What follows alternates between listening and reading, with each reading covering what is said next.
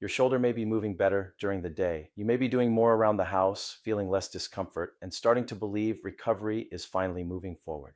So then nighttime comes and you are awake again, wondering why your shoulder still will not let you sleep.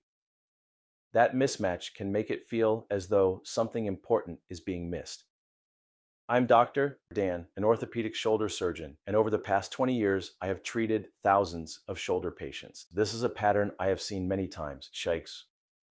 Nighttime pain does not always improve at the same rate as daytime function. During the day, you change positions frequently. Your attention is divided, and the shoulder is rarely held in one position for very long. At night, you may stay in the same position for an extended period. Small changes in pressure, support, or arm position can become much more noticeable. That means a difficult night does not automatically mean your recovery is going backward, but it also should not be judged in isolation. Instead, look at four things. First, what is happening during the day? Is your motion improving? Are normal activities becoming easier? Is your overall pain gradually decreasing?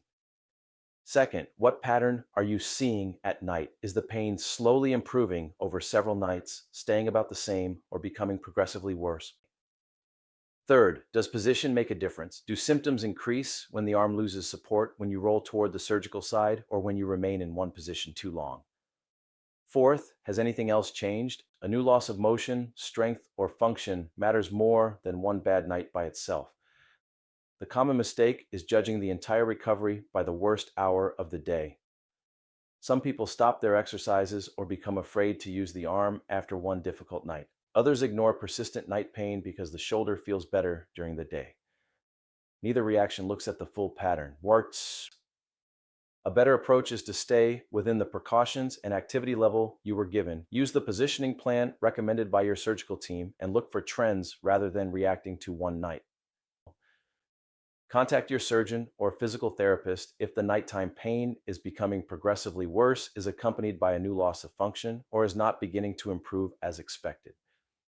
The key point is this: daytime progress and nighttime comfort do not always improve together.